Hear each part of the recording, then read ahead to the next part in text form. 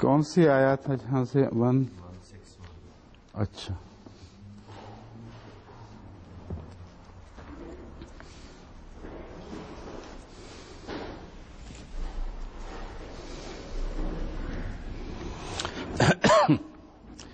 أعوذ بالله من الشيطان الرجيم بسم الله الرحمن الرحيم إن ينصركم الله فلا غالب لكم وإن يخذلكم فمن ذا الذي ينصركم من بعده وعلى الله فليتوكل المؤمنون وما كان لنبي أن يغل ومن يغلل يأت بما غل يوم القيامة ثم توفى كل نفس ما كسبت وهم لا يظلمون أفمن اتبع رضوان الله كمن باء بسخط من الله ومأواه جهنم وبئس المصير هم درجات عند الله والله بصير بما يعملون अगर अल्लाह तुम्हारी मदद फरमाए, si Allah vous vient en aide, personne ne triomphera de vous. Mais s'il vous délaisse, qui donc en dehors de lui pourra vous aider?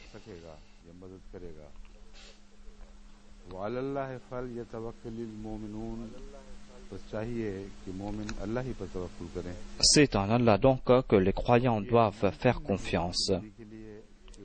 Il est impossible pour un prophète d'agir malhonnêtement, et quiconque se conduit ainsi apportera avec lui sa tromperie au jour de la résurrection.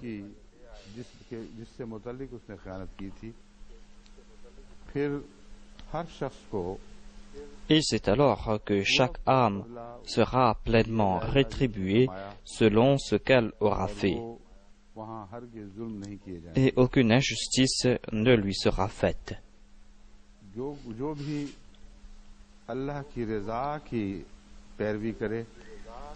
Celui qui cherche à plaire à Allah est-il comme celui qui s'attire le courroux d'Allah et dont la demeure est l'enfer? Mauvais lieu de repos s'il en est. Hum darajatun indallah, ils ont divers degrés de grâce auprès d'Allah, et Allah voit bien ce qu'ils font.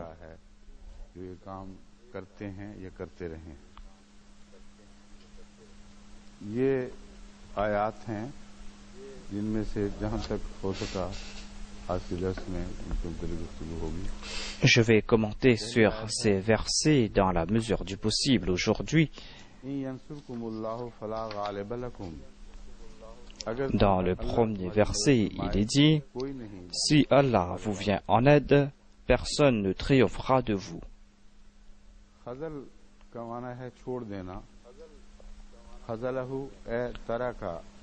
Khazal signifie abandonner.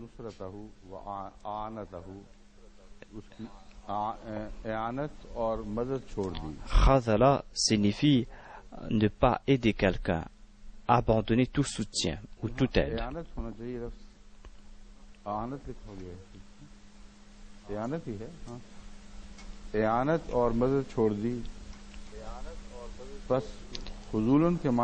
Khazala signifie abandonner tout soutien. Khudulan signifie abandonner toute aide et tout soutien. Voilà ce qu'a présenté Aqrabul Mawarid. Ensuite, il est dit qu'il y a ici le rejet de soutien, c'est-à-dire On s'est demandé ici si on peut agir ainsi. Et la réponse naturelle est claire et nette. Et dans la question même se trouve le rejet de ce soutien.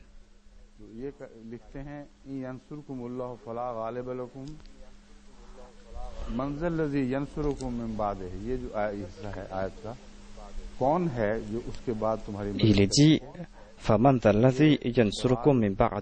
qui pourra vous venir en aide en dehors d'Allah? Ici, il n'y a pas une question, mais c'est une affirmation, à savoir que personne ne pourra vous venir en aide en dehors d'Allah.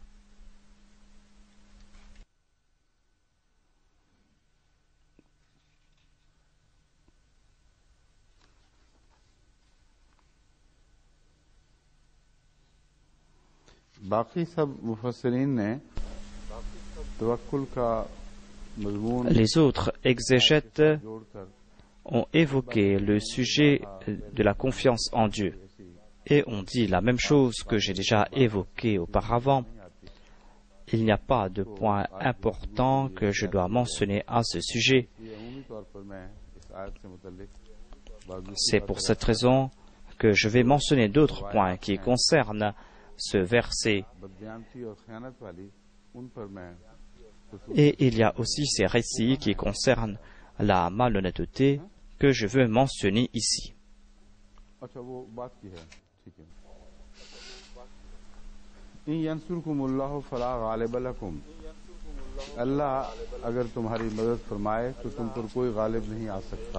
Si Allah vous vient en aide, personne ne triomphera de vous.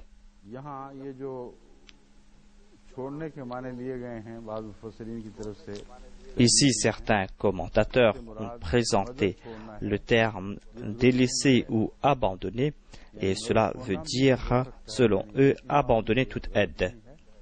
On peut accepter ce sens, mais ici, ce verbe veut dire abandonner quelqu'un. Quand Allah abandonne quelqu'un, il abandonne tout soutien en sa faveur.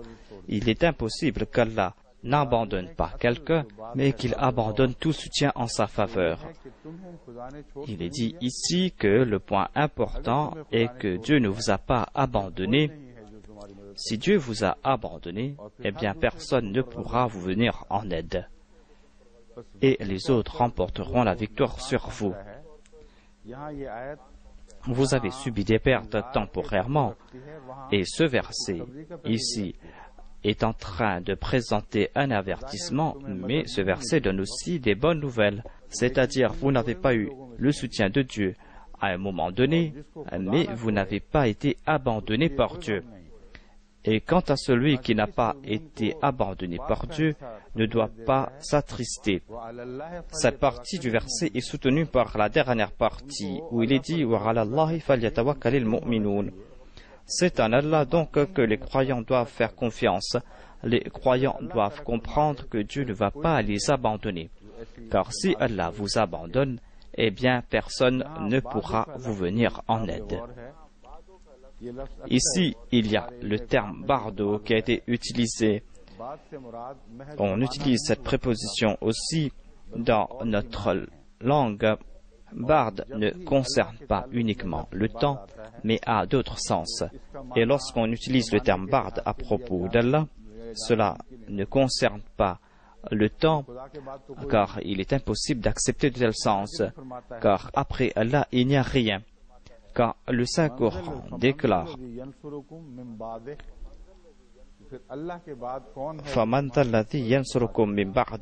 c'est-à-dire, qui donc en dehors d'Allah pourra vous venir en aide? Si on accepte Ba'd comme adverbe de temps, ce ne sera plus une question d'abandonner Dieu, mais qu'il y a quelqu'un qui va venir après Dieu, c'est-à-dire Na'udhu billah min dhalik, il n'y aura personne après Allah. Donc ici, Ba'd a un autre sens dans l'usage arabe. Cela veut dire à part Allah, en dehors d'Allah. Quelqu'un d'autre qu'Allah. On a présenté tous ces sens de cet adverbe Ba'd. Et on a parlé à ce sujet concernant le hadith La Nabi Ba'di. Le Mullah Ali Qari a parlé à ce propos. Et d'autres exégètes aussi ont parlé à ce propos. Ils disent que dans ce hadith, Ba'd concerne d'autres prophètes, c'est-à-dire d'autres qu'à part le saint prophète Mohammed paix soit lui, c'est-à-dire abandonner le saint prophète. Et ce hadith ne va pas à l'encontre du verset Khatam al-Nabiyyin. Je suis en train de mentionner cela en passant, car ce n'est pas uniquement ici qu'on utilise l'adverbe Ba'd à propos d'Allah. On utilise cela dans d'autres versets aussi, et le Mullah Ali Qari a évoqué cela et a tiré cette conclusion que Ba'd à propos d'Allah n'est pas un adverbe de temps, cela concerne en dehors d'Allah quelqu'un autre qu'Allah.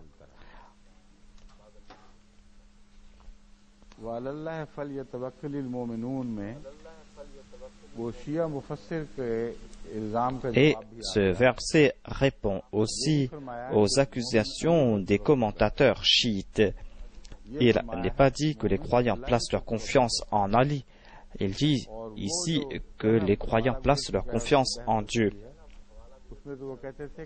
Et j'ai déjà parlé à propos du verset précédent. Ils disent que les croyants doivent placer leur confiance en Ali et même le saint prophète doit placer sa confiance en Ali. S'il n'y a personne pour vous sauver à part Ali, personne ne pourra vous aider. Selon eux, il y a eu cette annonce qu'il n'y a pas de victoire à part Ali. Aujourd'hui, seul Ali pourra sauver les croyants. Et Gabriel ne faisait rien tant qu'Ali n'a pas agi, selon eux. Selon eux, l'ange Gabriel ne pouvait rien faire à l'époque. Il pouvait voir ce qui se passait avec le saint prophète. Et quand Ali est venu pour le sauver, c'est là qu'ils ont constaté la grandeur de Ali. Selon eux, c'est cela ce qu'on appelle la proximité ou la sympathie. Que faisait l'ange Gabriel selon eux lorsque tout cela se passait? Ces ulémas disent que lorsqu'on avait jeté le prophète Joseph dans le puits, leur concept de l'ange Gabriel est tout à fait étonnant. Et ils pensent que les anges sont limités dans un endroit, tout comme un être humain ou un être physique est limité dans l'espace. Voilà le concept qu'ils ont à propos des anges, et ils disent que l'ange Gabriel était au 7e ciel lorsqu'on a jeté Joseph dans le puits. Je ne sais pas dans quel livre ils ont tiré cela, mais je crois qu'on a attribué cela à un érudit de Karachi, et c'est lui qui a parlé à ce propos. Il a déclaré: vous parlez de la science à propos de la vitesse. Tout cela n'a aucune importance. Regardez ce qui s'est passé. Lorsqu'on a jeté Joseph dans un puits, l'ange Gabriel, qui était au 7e ciel, et avant que Joseph ne touche le sol, Dieu lui a donné l'ordre et il est descendu, et il a pris Joseph dans ses ailes, et celui-ci n'a pas été blessé. L'ange Gabriel a eu les mêmes égards pour le prophète Jésus, mais il n'a pas eu les mêmes égards pour le saint prophète. Leurs concepts sont tout à fait farfelus, dénués de toute crainte de Dieu. Comme si Allah était incapable de faire quelque chose sans Hadrat Ali. L'ange Gabriel aussi ne pouvait rien faire comme Ali. Il voyait ce qui se passait, et lorsque tout s'est passé, c'est là que l'ange Gabriel est descendu, et c'était cela son égard selon eux. Mais Dieu est en train de rejeter toutes leurs explications. Allah déclare que c'est en Allah que les croyants doivent faire confiance. Si vous êtes croyant, vous devez placer votre confiance en Allah. Les commentateurs chiites n'ont pas lié le saint prophète avec cette question de confiance. car le saint prophète plaçait sa confiance en Dieu. Le saint prophète ne plaçait pas sa confiance ni en les hommes ni en les anges. Il est question ici du soutien de Dieu. Et Dieu a mentionné cela à propos de la bataille de Badr. Je vais parler à ce propos si j'en ai le temps après, mais je veux tout simplement dire maintenant que lorsqu'on parle de confiance, on doit placer confiance uniquement en Dieu. Voilà ce que signifie le tawhid parfait. C'est pour cette raison qu'il est dit que c'est en Allah que les croyants doivent faire confiance. Selon le contexte de la bataille de Uhud, cela veut dire que les croyants ne doivent pas croire que Dieu les a abandonnés. Ceux qui ont été abandonnés en Dieu ne peuvent avoir confiance en Dieu. Vous devez avoir certitude que Dieu ne va jamais vous abandonner. Vous avez subi des pertes temporairement. Dieu a fermé les yeux sur les faiblesses de ses croyants et leur a accordé son pardon. Et ce verset est en train de renforcer cette idée, c'est-à-dire que Dieu vous a pardonné. Il a fermé les yeux sur vos faiblesses et maintenant il est en train de vous inviter en disant que vous devez placer votre confiance en moi et je ne vais pas vous abandonner.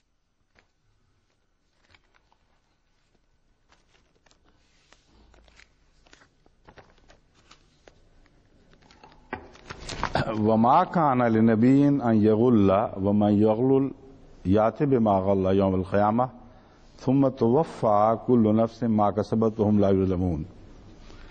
किसी नबी के शायान शान नहीं कि वो खयानत करे और जो भी खयानत करेगा नबी तो कर ही नहीं सकता. Il est impossible pour un prophète d'agir malhonnêtement. Et quiconque se conduit ainsi, le prophète ne peut agir ainsi, mais quiconque se conduit ainsi apportera avec lui sa tromperie au jour de la résurrection. C'est alors que chaque âme sera pleinement rétribuée pour ce qu'elle aura fait, et aucune injustice ne lui sera faite.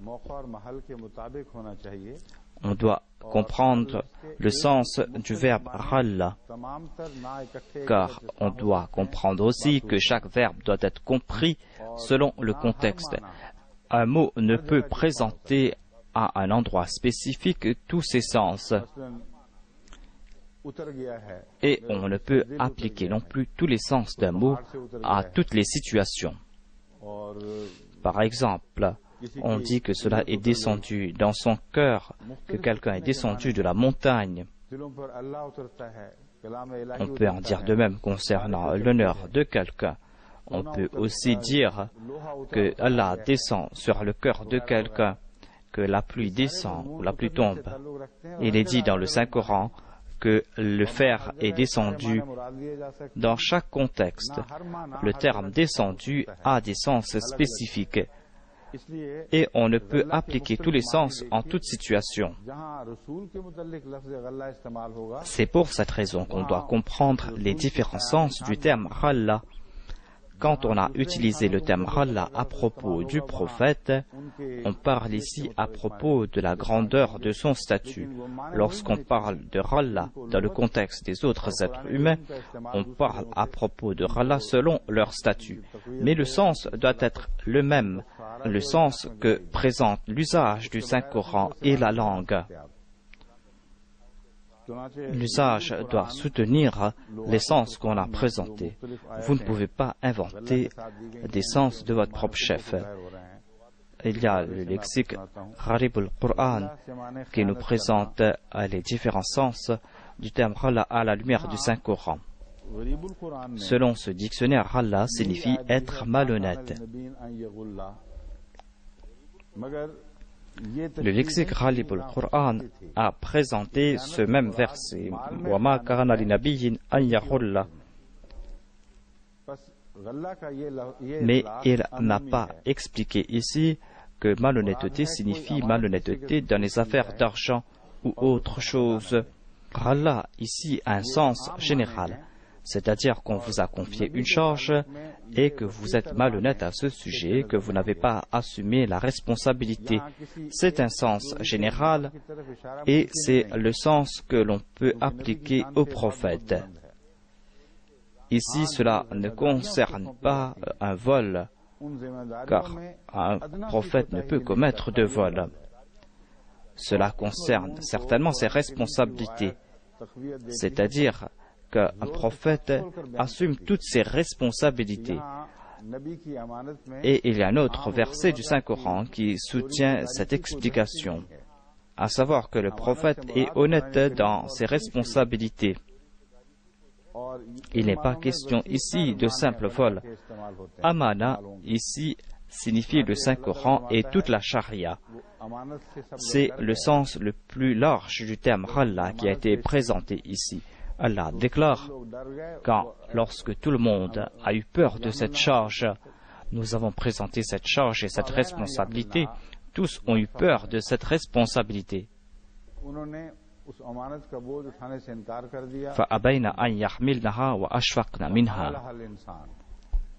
Ils ont refusé de porter cette responsabilité et ont eu peur de cette responsabilité. Et c'est là que l'homme parfait est venu et a porté cette charge. Lorsqu'il est dit à propos d'un prophète qu'il n'est pas malhonnête, cela concerne la responsabilité que Dieu lui a confiée. Et cela veut dire qu'il n'est pas malhonnête ni dans des choses insignifiantes, ni dans des choses importantes. Quelle que soit la situation, quelle que soit la dureté de l'épreuve, quand Dieu lui a confié une charge, il ne sera jamais malhonnête à ce sujet. Et cela concerne tous les prophètes. Cela ne concerne pas uniquement le saint prophète Mohammed Mustafa sallallahu alayhi wa sallam. Car il est dit ici, les nabiyyin. Certaines personnes ont rejeté ces faits et beaucoup de commentateurs et les ennemis de l'islam ont commencé à s'attaquer au saint prophète Mohammed Mustafa sallallahu alayhi wa sallam et se sont empêtrés dans une accusation infondée et complètement futile, alors qu'ici on est en train de parler à propos de tous les prophètes. L'autre sens présenté ici, c'est attaché.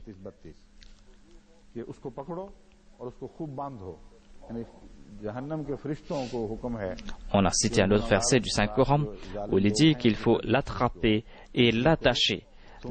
C'est un ordre qu'on va donner aux anges de l'enfer qui vont attraper les coupables et qui vont les attraper et que ces coupables seront jetés en enfer après avoir été attachés.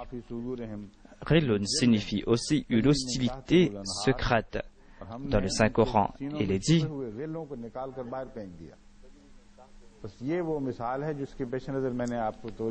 et nous avons fait sortir leur hostilité secrète qui se trouvait dans leur cœur. Voilà donc quelques exemples que je voulais vous présenter. Et je veux vous faire comprendre que tous les sens ne peuvent s'appliquer à tout le monde en toute situation.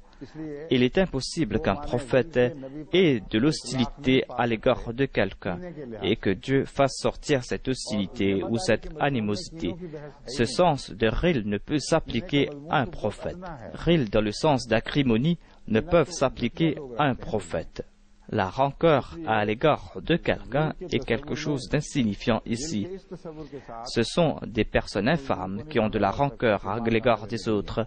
C'est pour cette raison qu'on ne peut accepter ce sens de ril à un prophète, c'est-à-dire qu'un prophète ne peut avoir de rancœur. Roule dans le pluriel et Arlal signifie le joug qu'on place sur les épaules. Et ce sens ne peut s'appliquer ici. Cela peut s'appliquer à des personnes inférieures, mais cela ne peut s'appliquer à un prophète. On n'a même pas le droit de mentionner ce sens ici à l'égard des prophètes. Cela a aussi le sens d'avarice.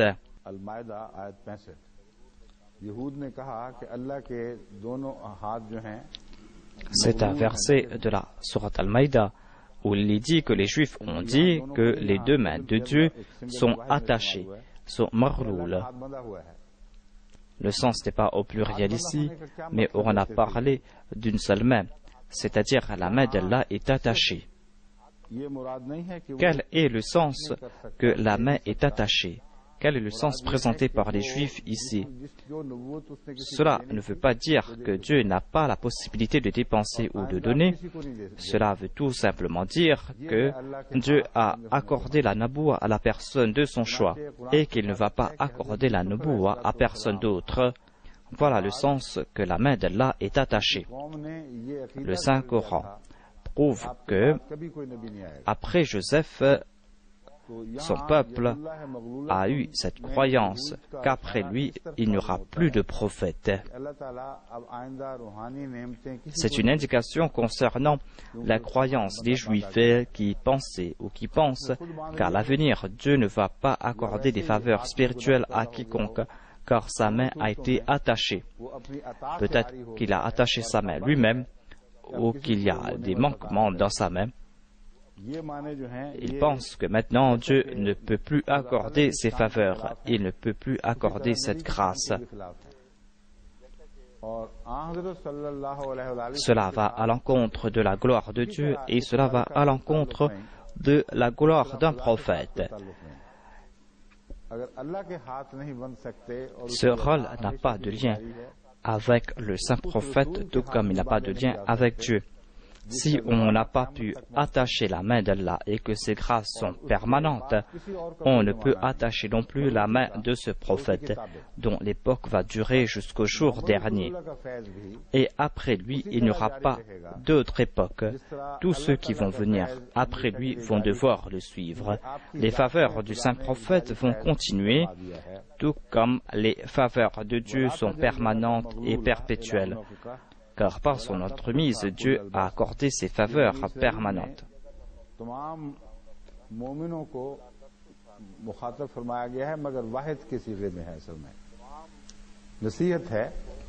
Ici, on est en train de s'adresser à tous les croyants, mais au singulier. C'est un conseil qui est donné ici. Un conseil que Dieu a évoqué et qui s'applique à tous les croyants. Il est dit dans ce conseil que ne garde pas ta main attachée à ton cou par avarice.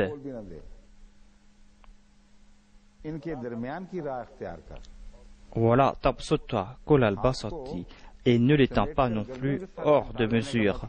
Il faut suivre la voie du milieu, selon ce verset. Attacher la main à son cou par avarice signifie ne pas recevoir des faveurs et de ne pas pouvoir attraper quelque chose. L'étendre aussi signifie ne pas pouvoir attraper quelque chose ou gaspiller les faveurs. On ne doit pas faire des dépenses exagérées au nom de la générosité et on ne doit pas non plus faire preuve d'avarice au nom du précaution et priver ainsi les autres des faveurs que l'on possède. Ces actions sont interdites. Le Saint-Coran a présenté tous ces usages. Mais je veux ajouter un autre point ici. Des fois, on présente un même mot, mais qui a des sens contraires. Ici, il est dit que l'on doit attacher sa main à son cou dans le sens de l'avarice. Mais ailleurs, le Saint-Coran a présenté cela dans le sens des faveurs spirituelles. Les gens ne prennent pas en considération ce sens. Il y a le miracle du prophète Moïse, et il a été dit à propos du prophète Moïse qu'il doit placer sa main à l'intérieur de sa poche ou sur sa poitrine ou sous son bras. Il y a plusieurs sens qui a été présenté et lorsqu'il va faire sortir sa main sera éclairée. Les gens se contentent du miracle physique alors qu'il y a d'autres sens. Cela veut dire que ceux qui vont se rapprocher du prophète, quant à ceux qui vont soutenir les prophètes, ses compagnons, tous ceux qui vont se cramponner au prophète seront éclairés et vont profiter de la lumière du prophète, vont profiter de ses faveurs. Dans un endroit où on a présenté cette analogie pour nous faire comprendre l'avarice, et cette même analogie est présentée ailleurs à propos du prophète, et cela concerne ici les faveurs qu'a reçues ce prophète. On parle ici de la proximité du prophète, à la proximité du prophète qui accorde la lumière. Et s'éloigner du prophète, c'est tomber dans les ténèbres. Dans le Saint-Coran, Allah déclare que vous devez vous cramponner à ce manche et vous ne devez pas l'abandonner. Il est impossible pour nous de nous rapprocher physiquement du saint prophète Muhammad Mustafa sallallahu alayhi wa sallam. Cela est impossible pour nous en raison de l'écart historique. Mais si nous voulons nous rapprocher de lui, si nous voulons profiter de sa lumière, tout comme Moïse l'avait fait avec sa main,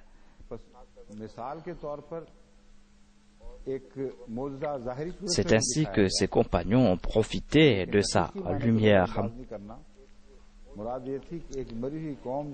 Il y a eu certainement un miracle, mais on ne peut pas rejeter l'autre sens, c'est-à-dire qu'il n'y avait plus de lumière dans ce peuple moribond.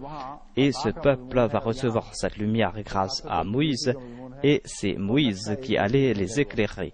Là-bas, il fut question de dons, et ici, il est question de perte, et on a présenté les mêmes analogies.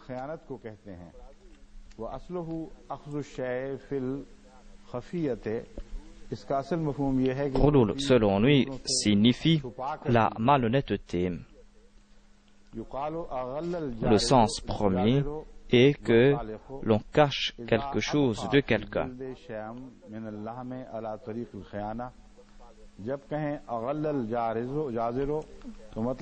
On a présenté un autre exemple en disant c'est comme un boucher qui dépaisse l'animal de quelqu'un mais qui cache un peu de viande du propriétaire.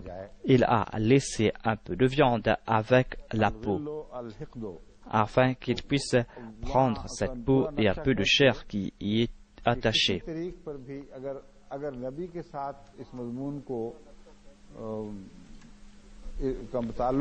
Si on applique cela à un prophète, cela veut dire qu'un prophète n'est pas malhonnête à aucun point.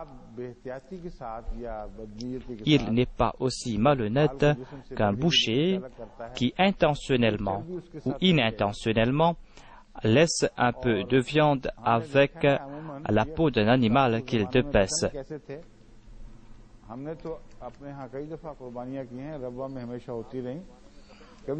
ne sait pas comment agissaient les bouchers de l'époque, mais nous avons fait égorger des animaux à Rabwa. Jamais nous avons vu de boucher qui a laissé de la viande avec la peau de l'animal. La peau était toujours claire et nette et il n'y avait pas de traces de chair avec la viande.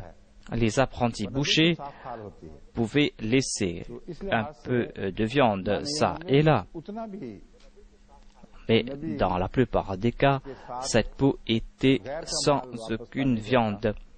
Cela veut tout simplement dire ici que le prophète ne va jamais se cramponner au bien d'un autre. Il ne va pas commettre les mêmes erreurs qu'un apprenti boucher va commettre lorsqu'il va dépecer un animal et lorsqu'il va laisser un peu de viande avec la peau de l'animal.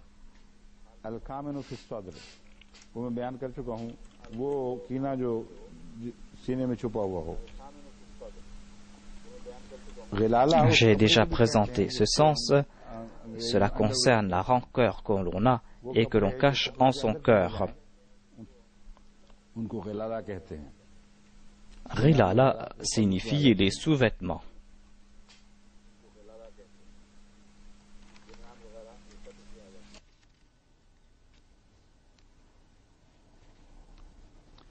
गल्लहु फुलानुन का मतलब है खामोशी से उठाया और अपने सामान में छुपा लिया.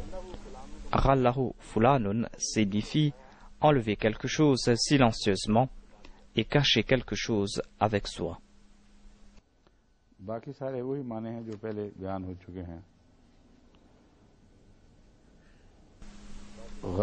J'ai déjà présenté les autres sens de ce terme. Pour expliquer ce verbe, il y a aussi l'exemple d'un chameau qui n'arrive pas à boire à satiété. Le chameau a consommé l'eau mais n'arrive pas à boire à satiété. C'est-à-dire qu'il y a quelque chose qui manque en son fort intérieur.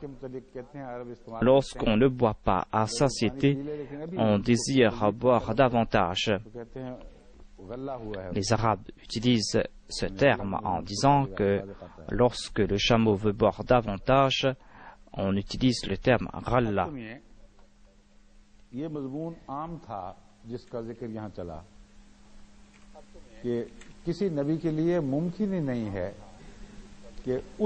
Ici, on parle d'une situation générale, c'est-à-dire qu'il est impossible pour un prophète d'être malhonnête concernant la charge que Dieu lui a confiée. Pourquoi a-t-on mentionné cela dans le contexte de la bataille d'Uhud? Les exégètes disent que, ici, ce verset a été révélé après la bataille de Badr, quand un infâme a accusé le saint prophète Mohammed Mustafa sallallahu alayhi wa sallam d'avoir volé un drap rouge fait de soie. Dans certains rapports, on dit que c'était un manteau de soie rouge. Les orientalistes ont repris ces rapports et ces récits et ont présenté cela comme un tapis de Damas de couleur rouge. À savoir que le saint prophète Mohammed Mustafa sallallahu alayhi wa sallam a pris cet objet. Les commentateurs ont été influencés par ces récits et essayent de présenter le contexte de la révélation de ce verset en disant que ce verset concerne la bataille de Badr.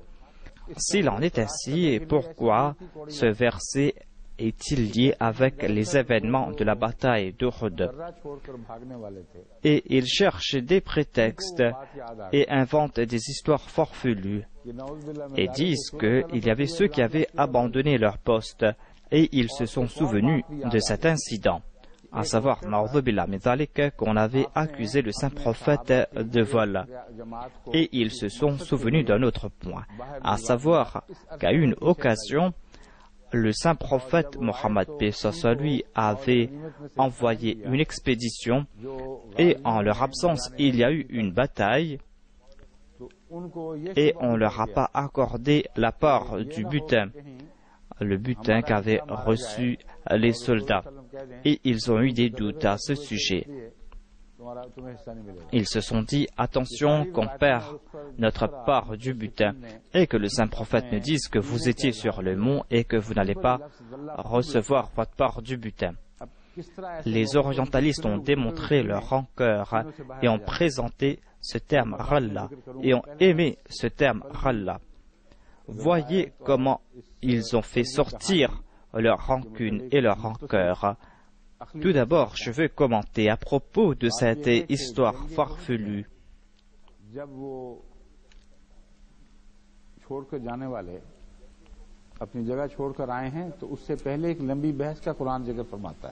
Au cours de la bataille d'Uhud, les soldats avaient abandonné leur poste et le Saint-Coran en a fait mention.